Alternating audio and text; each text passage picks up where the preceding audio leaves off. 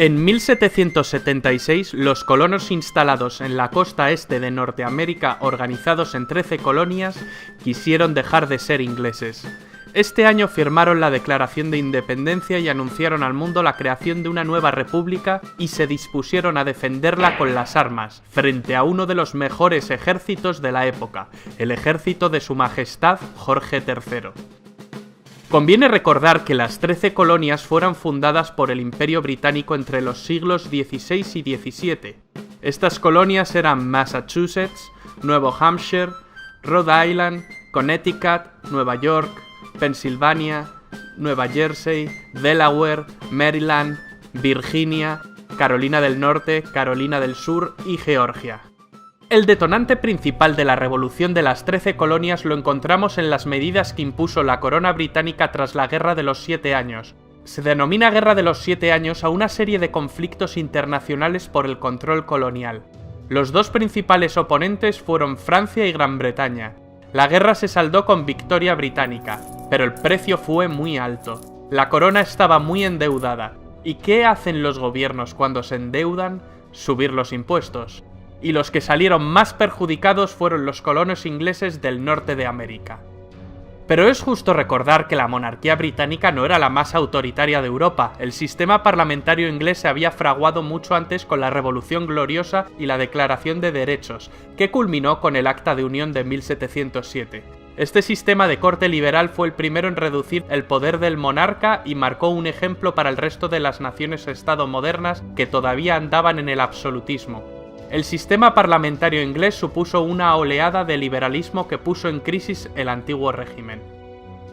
La vida política de las colonias se desarrolló con cierto grado de autonomía, creando sistemas de gobierno propios, pero la guerra modificó radicalmente el panorama anterior.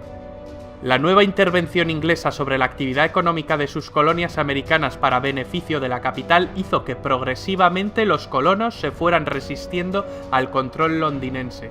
Consideraron abusivas las nuevas políticas económico-fiscales y administrativas. No hay tributación sin representación. Fue el lema con el que las 13 colonias denunciaron los impuestos como ilegítimos al no estar representados en el Parlamento británico, ya que el Bill of Rights prohibía el cobro de impuestos sin consentimiento parlamentario.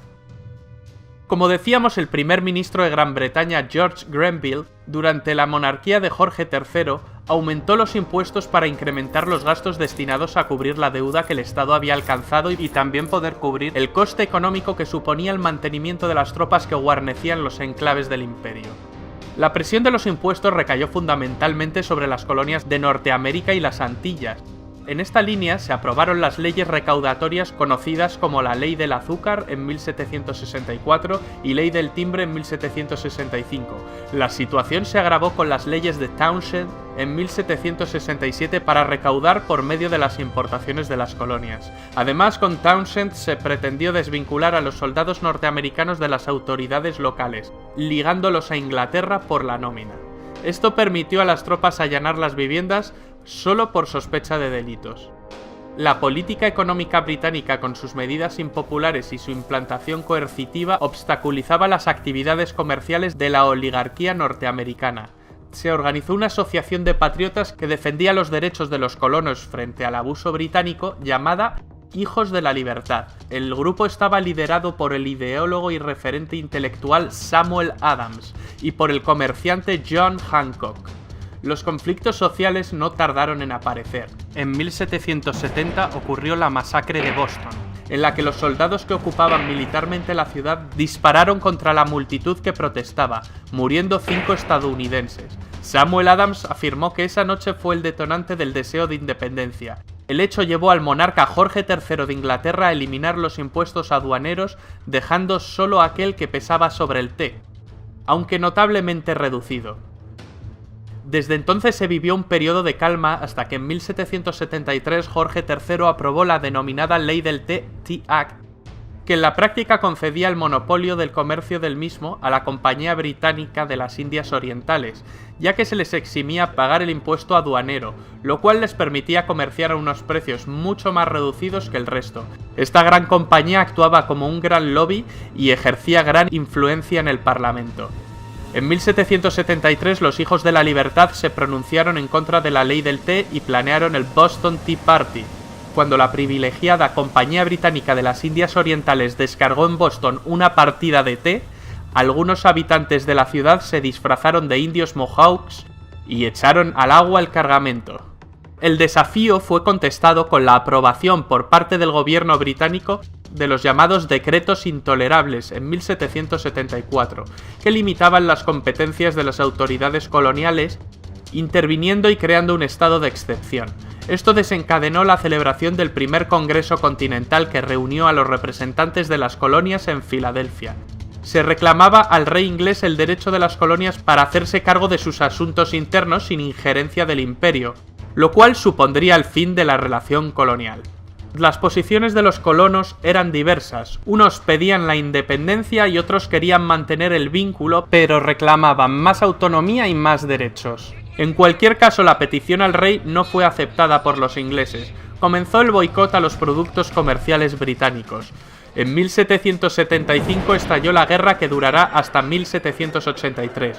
Los hechos que iniciaron las acciones bélicas y que acabaron con las posibilidades negociadoras para la resolución del conflicto se iniciaron en Lexington y Concord, en abril de 1775. Estas batallas desembocaron en el asedio de Boston, donde los británicos tuvieron que retirarse de la ciudad.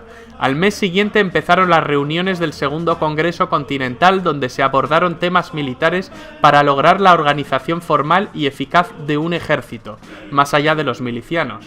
Es cuando empieza el reclutamiento de soldados. Se nombró a George Washington, un reputado militar, como comandante en jefe de las fuerzas norteamericanas. En plena guerra, el Segundo Congreso Continental aprueba en Filadelfia, un 4 de julio de 1776, la Declaración de Independencia de los Estados Unidos, redactada por Thomas Jefferson, hombre especialmente reconocido por su calidad intelectual. También haría correcciones sobre el borrador de Jefferson el abogado John Adams y el científico Benjamin Franklin. Estos tres personajes son clave. Si sumamos a George Washington, estamos ante los 4 padres fundadores más conocidos.